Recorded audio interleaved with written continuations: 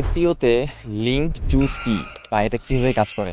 আসলে link juice বিষয়টা হচ্ছে এসইও এর ভিতরে ব্যাকলিংকস এর ভিতরে, মানে এসইও এর মধ্যে আরো একটা সাব ক্যাটাগরি আছে, যেমন keyword research, on page SEO, computer analysis, backlinks, then technical SEO. তো এই যে ব্যাকলিংকস কথাটা বললাম, এই ব্যাকলিংকস এর মধ্যে হচ্ছে লিংক জুস কথাটা বলে। তো লিংক জুস জিনিসটা কি, যে আপনি যখন একটা ওয়েবসাইট থেকে ব্যাকলিংকস নেবেন, একটা হাই অথরিটি ওয়েবসাইট থেকে ব্যাকলিংকস নেবেন, সাপোজ হচ্ছে আপনার ওয়েবসাইটের অথরিটি 5 এবং আপনি হচ্ছে 50টি ওয়েবসাইট থেকে একটা ব্যাকলিংকস নেবেন। তো আপনি যখন এই ব্যাকলিংকসটা নেবেন তখন আপনি দুইটা ওয়েতে ব্যাকলিংকস নিতে পারবেন, একটা হচ্ছে ডু ফলো ব্যাকলিংকস আর একটা হচ্ছে নো ফলো ব্যাকলিংকস। তো নো ফলো ব্যাকলিংকস নিলে আপনার এই লিংক জুসটা হবে না, বাট আপনি যদি ডু ফলো ব্যাকলিংকস নেন সেই ক্ষেত্রে এই লিংক জুসটা কাজ করবে। তো লিংক জুসটা কি?